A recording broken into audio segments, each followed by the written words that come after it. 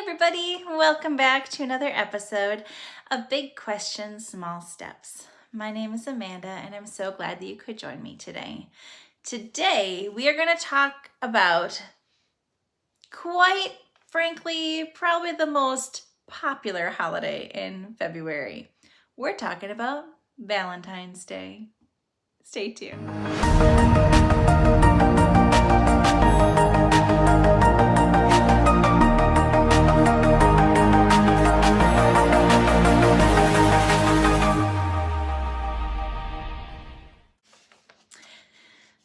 So I would imagine that for most people, the biggest holiday in February is Valentine's Day.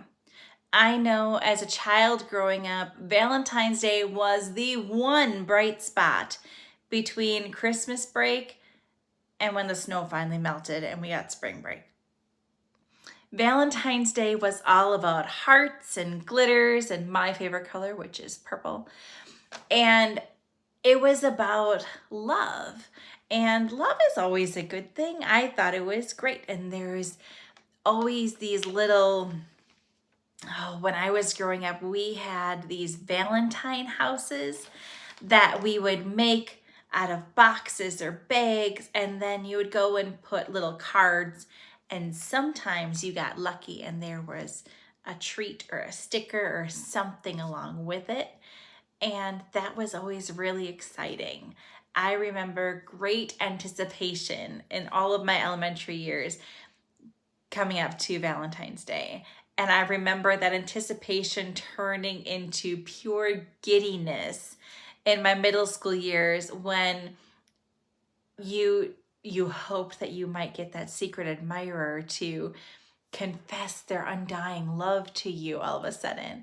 Or just thinking, well, maybe you'll get a flower on Valentine's Day because somebody loves you, and all these idealistic ideas in your mind. Valentine's Day, when I was growing up, was a big deal. Now, it might have just been a big deal because I live in Wisconsin and there's not that much exciting things happening in the middle of winter.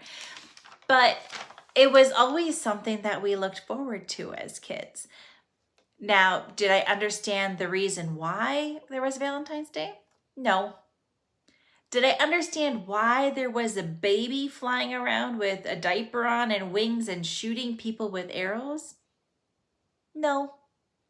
But I did my research and I'm glad to share that information with you now. So let's start at the beginning. So we have this flying naked baby in a diaper.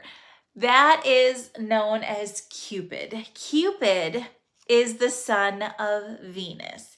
And the myth goes that this flying baby, who is invisible, by the way, if he shoots you with this magic arrow that you won't feel, so you wouldn't know anything, the next person you see is supposed to be your true love, and you'll instantly fall in mad love with each other.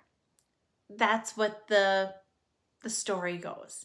That's Cupid. So if you see a naked baby with wings, that's what it is. It's Cupid. He's the son of Venus, and Venus is the goddess of love.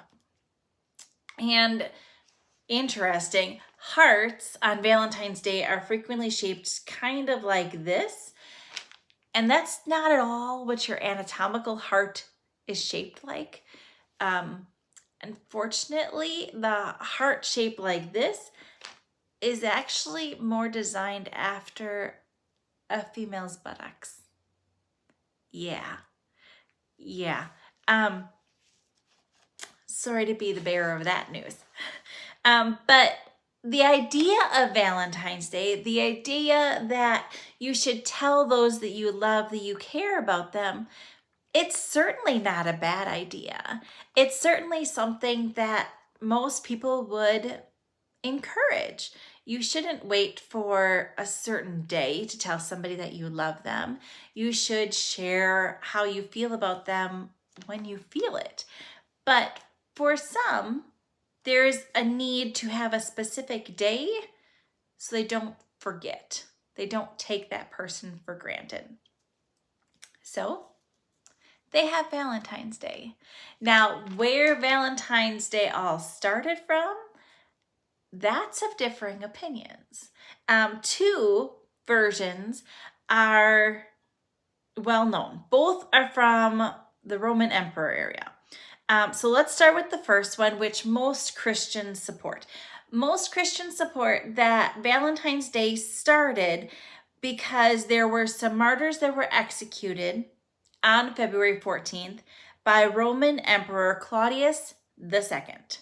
And one of these martyrs happens to be a man that was later known as Saint Valentine. Before he was just Valentine of Trani. And this man was a priest, and he was a good man. He was well known for officiating weddings between Roman soldiers and the general people there. And that was very much so against the emperor's wishes. The emperor didn't want there to be marriages between different religions, and the emperor didn't want anybody changing religions. But what Valentine did was, if the soldiers would come to him and say, I love this person, I want to marry them, we want to have a Christian marriage, we want our union to be blessed by God, he would marry them. Again, emperor didn't like that. So he ended up executing Valentine. After he passed, he was elevated to saint status by the Catholic Church because of all the good that he had done. The other version as to why Valentine's Day came about was actually because it was the Lupercalia fertility festival in Rome. I know. This one, when I was researching, this one really got me interested.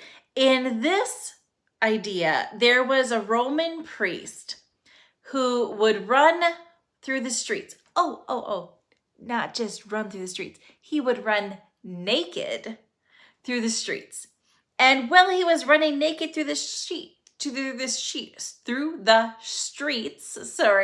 he would quote unquote gently slap the women who were lined up on the sides of the street with a blood-soaked animal hide from a sacrificed animal. Why, you might ask? Oh, he did this because it increased their fertility. Being hit by an animal pelt increased your fertility. Okay. And then after they had this celebration with this priest doing this elaborate thing, the women would then be partnered off with men basically by a lottery system. And they would be fertile because they hadn't been with men before, and babies happened.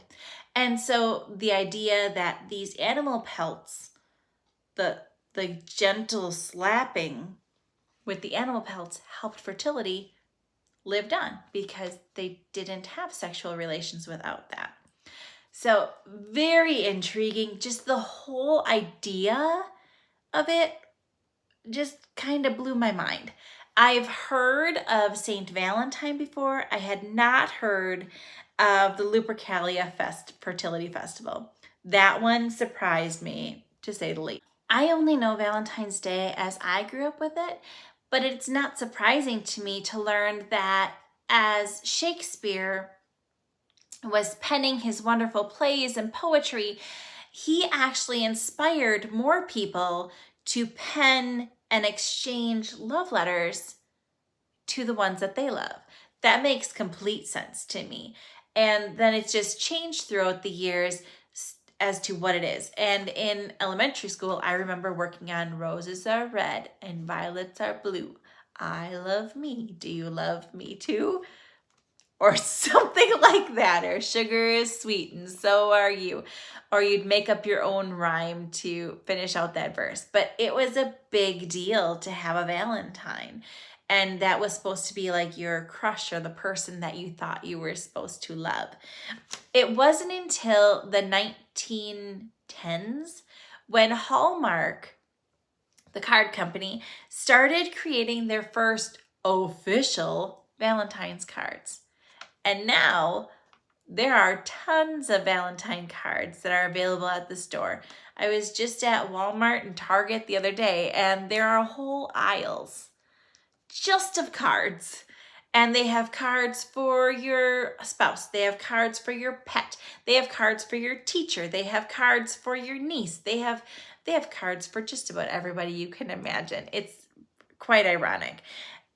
And it's amazing to think that this one day that I used to love growing up started so long ago for such a different reason. The more you know, the more you grow. Until next time, bye-bye.